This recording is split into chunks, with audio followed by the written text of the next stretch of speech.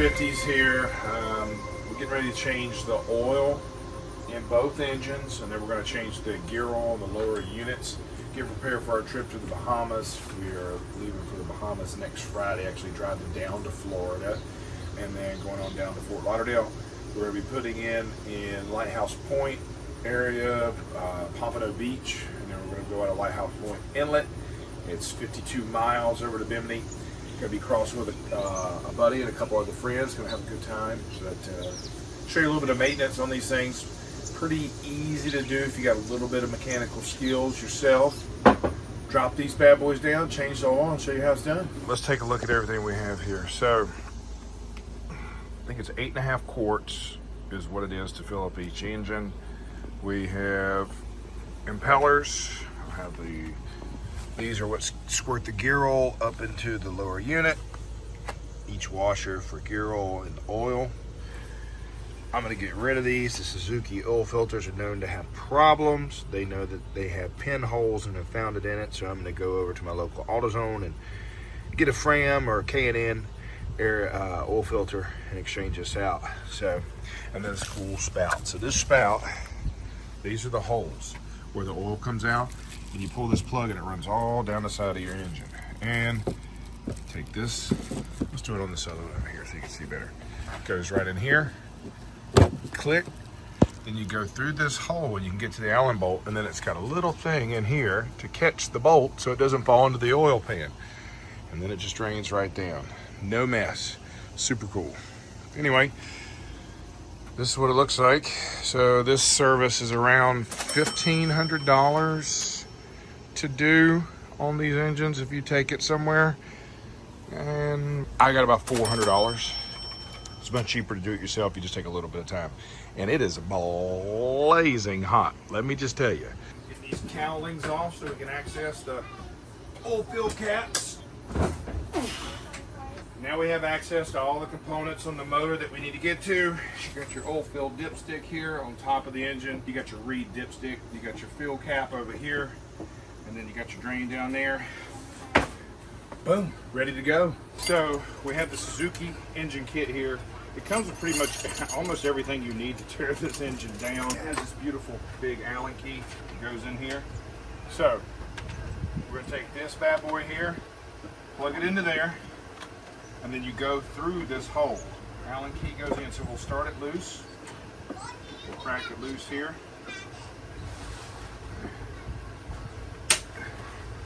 Boom, snap.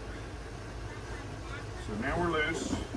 Stick this in. Now it's out far enough that it's not hitting.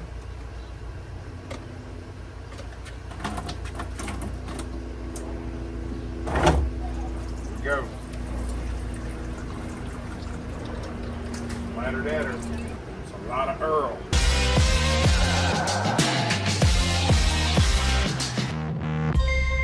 So oil's drained out. You can see how the thing's there and it caught the screw, which so it doesn't drop in your oil pan.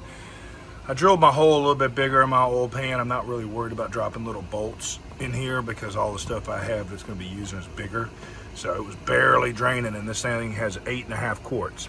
We're making our way on one, rocking and rolling. I had to get an impact driver set because to do the gear oil, it's a top fill oil, the bottom screw, you cannot open these with a regular screwdriver typically, and I don't want to mess something up, so I'm getting an impact screwdriver, which will be here, and basically you put it on there and you tap it with a hammer and it makes it go in and turn at the same time.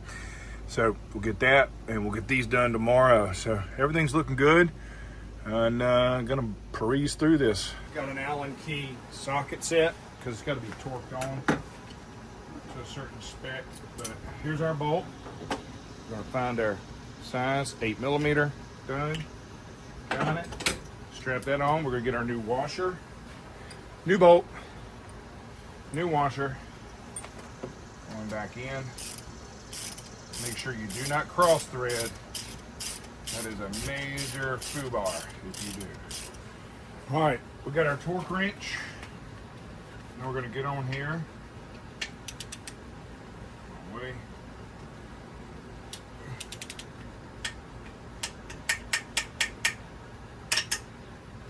Done. All right, so that's in there perfect. Now we're gonna go up top. We're gonna fill this thing with oil and rock and roll. We're on the top over here. As you can see, that's the cap for the oil, and the dipstick is on the side to check the level. So I'm gonna add the oil into this now. So let me get the funnel, get this set up. Getting this cap off, can place safely here, funnel attached. It's 8.5 quarts of oil. If you're doing a filter, it's 9 quarts, but we're not doing a filter this change of this all. You only have to do the filter every 200 hours. Slow pillow with Brian Pillow. Okay, that's 4 quarts. Now let's go to gallon number 2.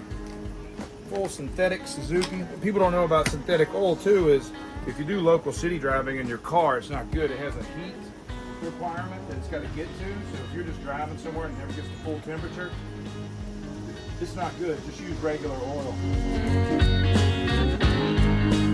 All right, other side's draining. The hole's working in here now. I had a little over spillage because when it comes out, it actually shoots out the top of this. It does 2 spouts for like two or 3 seconds. So, but all done.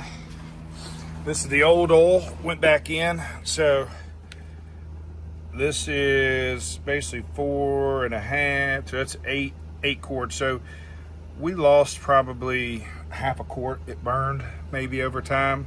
They say you can't truly get every bit of oil out of an engine unless you pour oil in it, run it, flush it. It's just a waste of time. So we're gonna let this drain and drip for about 5 or 10 minutes till it's done, and then we'll seal her back up. 16 foot-pounds of torque on that screw using your torque wrench. Bing, bing. Don't want to strip these out.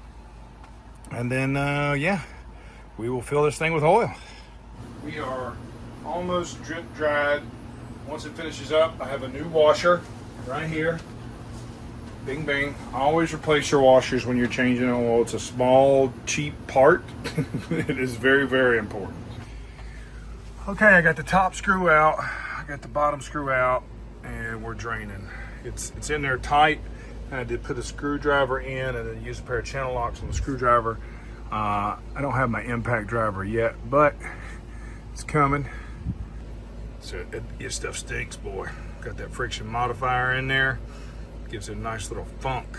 So you have the 2 screws. You have the one that has a magnet on the bottom. It had a little bit of metal shavings on it. I was able to wipe it off, get it cleaned. Again, I'm on 100 hours. At 120 hours, actually, you do a 20-hour oil change and service. Did the dealership, and now I'm doing everything here. So everything looks good. Got new washers, all Suzuki oil, everything. So, and then the top one is just here. So good to go. Gonna let this finish draining, and I'm gonna fill her up. Okay, so we still have a little bit in here. So I'm gonna screw this into the bottom of here. We'll give it a run for what she's got left. So this pump fills all the way up, and then you go to this hole here until it starts to overflow. Then you put the cap back in that side, and essentially it holds a little vacuum so it can't flow out as fast, so that you can get the screw back in before it all drains out. Pretty simple. Like I said, this stuff stinks. Let's see how, hopefully we can speed this up. $19 pump. You can get them at Amazon, you can get them at West Marine. They make them specific for an oil cap or these big gear oil things for Suzuki. Sorry, I'm not looking at you because I'm pumping. I may not need the quart. I may have enough in here, but once I start, I can't stop. So, come on, baby. Man. All right, that one's done. Last one. Probably gonna take like 4 pumps, my luck. There she comes. Booyah. Dangler. So now, this in there. Oh, my knees, getting old. Getting the screw in. Don't get the threads bad. Okay, that's in. Now we go to the gotta be quick part. Got the new washer on. Everything's clean.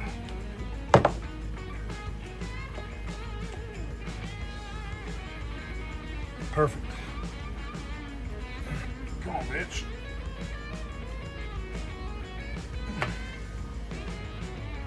All right, we good. All right, both of these have been done. Gear oil changed in both units, new washers. All the oil change is done. Only thing left to do is to drop these lower units. It's from here down. There's an impeller, basically your water pump, your pickup. We picked up a little bit of trash and we had a little overheating, but we thought we fixed it. Still running a little hot. I don't want to risk it going to the Bahamas, so I'm going to put new impellers and everything into it. And I'll show you that process too, and this will be one whole big segment on the servicing of these things. They don't say to change the water pumps, but every 200 hours. I'm changing it at 100 just because I need to make sure that this thing didn't get scarred up. The last thing I want to do is mill the ocean and this thing start overheating and causing problems, because can't fix it out there. Anyway, stay tuned. Okay, got the nut off. It does not counter rotate. So we're taking this nut off, taking the spacer off, then we're going to pull the prop off. Screw off, done and done. To separate the lower unit, we've got to pull these bolts out here. There's 3 on this side, there's 3 on this side, and then there is 1 that is underneath here. So you have to take this bolt here out. It drops that, and then you can access the bolt that's in there that holds that on. So I'm gonna drop all these and I'm gonna take these off. Once I take them off, I'm gonna come over here and set it on this cardboard, and then I'll put the prop back on it so it rests up nice and neat. We got 14 millimeter and 12 millimeter. We're gonna start from the back over here so that we can get the lower fin off here and get access to another bolt, and then we'll be able to get them out. All the threads look good. Waterproof grease is in there. I mean, the thing only has they only have 100 hours on it. So, unfortunately, I'm going to check this one. If it looks scarred, then we'll look at replacing both. I'm probably going to replace both anyway. It's a long, monotonous process. So, here's what I'm going to do. I'm going to do I'm going to do time lapse so you can see me pull this and get this out.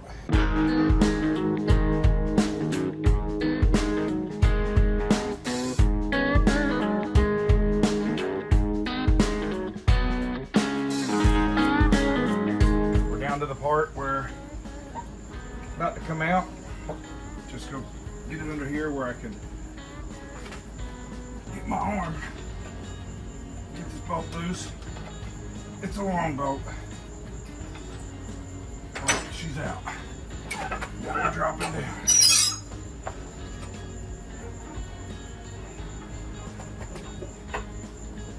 Okay, we got her out. Cardboard done.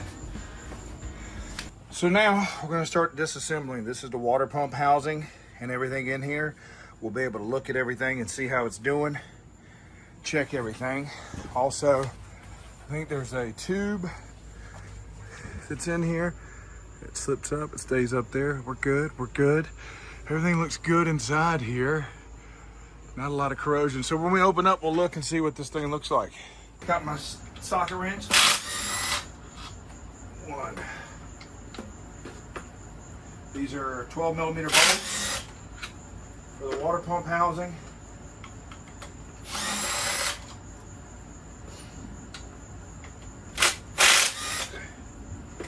So we're just gonna rock it back and forth. May need a little screwdriver help. Housing looks good. There's definitely a lot of sand in here. Definitely a lot of sand. Okay, so they're flexed, but it's a little sand.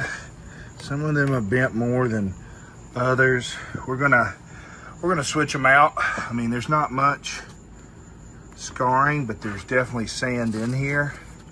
So it could have wore out. So we're gonna change everything out and rock and roll. We're gonna take these retainer clips out right here.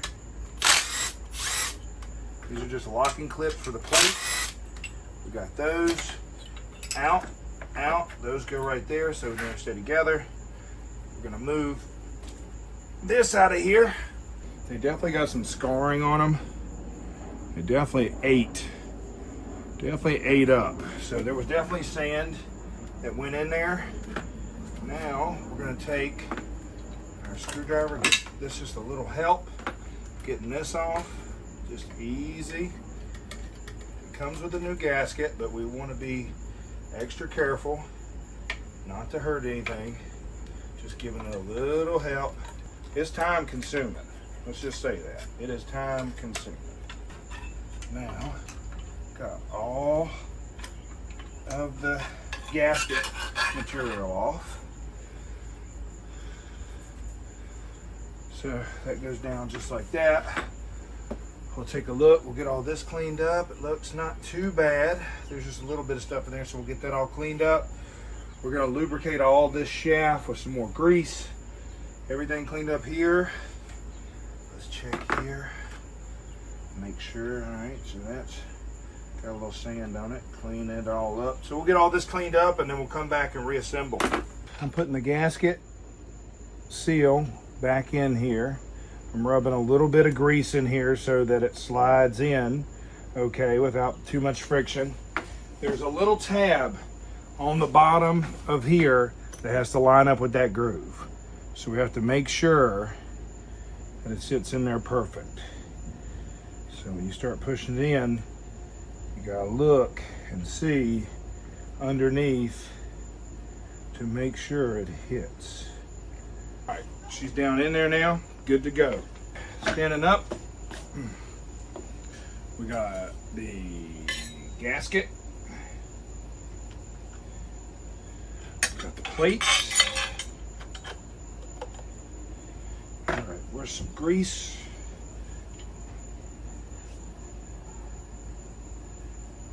There we go.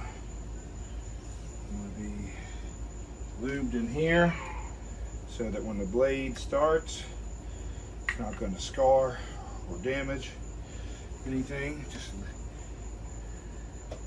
overzealous. So this thing has a little slit, so it can only go on one way. This blocks it here. Has a slit. You want it to line up with that. So we're going to put some lube on this whole shaft. Make it nice and lubed. Gay it up.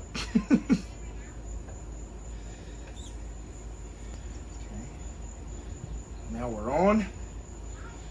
Now, get a little more lube in here.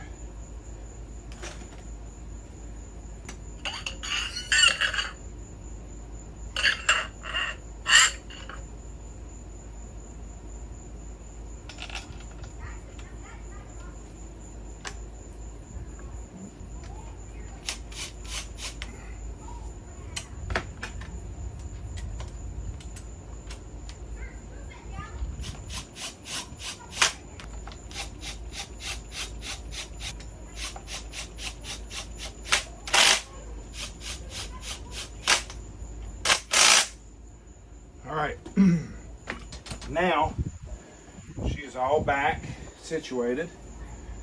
Then we want to get a little bit of waterproof grease on these. Clean these threads so they don't get rust on them, corrosion. Clean this bad boy off. All right, let's open this. Get some waterproof grease out of here. Now, a little bit of waterproof grease on here. Go. Loop it all back up. Waterproof. So, we got. All right. She's all done. Now we're gonna go put her in. The goal is to get the slide up in there. Perfect. Speedometer here.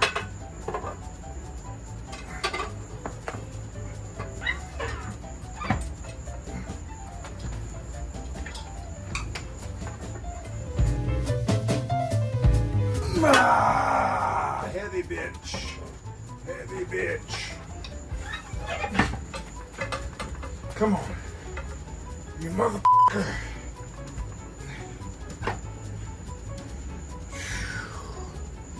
It ain't easy. You're gonna make your cuts. Let's go. Come on. Hoorah.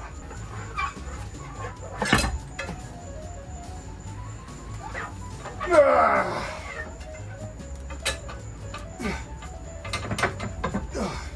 Good. All right, we're in.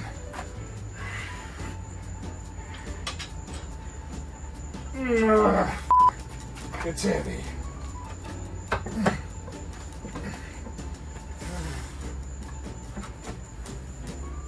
Oh, that hurt. Fuck, that hurt. That hurt. That hurt. Oh, that got me. Fuck, that hurt. Oh, please go up. Okay. A lot of cussing. I got the one bolt in, now to hold it, and now I'm gonna fasten all the bolts. Oh, got everything assembled back. All the bolts are back in, torqued to 40 pounds spec on each side. I have cleaned off the splines and threads here. I've got waterproof grease back on it. We're putting the prop back on right now. So we're gonna line it up. Line it up on there. She's all lined up on there. We're gonna come over here. We got our washer. Everything's set up on there, splined on. Get this washer, put it up on there. Washer's on. Now we're gonna torque this nut down. Get it tight until it hits the bottom, and then we're gonna put this cotter pin in that holds that locking nut in there, and it won't go anywhere. Keyway, sorry, whatever you want to call it. Cotter pin, not keyway. All right, I'm gonna get the bolt torqued down and get this put in. All right, rain's coming in. Gonna get this done before the rain. We're gonna lock this up with the board here. Just a little bit more. A little bit more. A little bit more. Let's see if I can. Here we go. So now we're gonna get this pin, this cotter pin, in here. All right, let's go.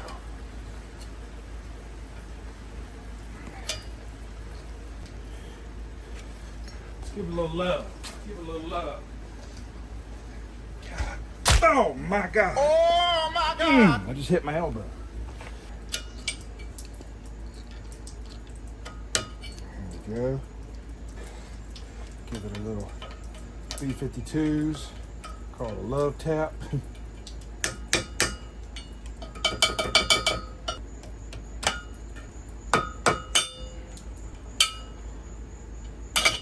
Now, all done.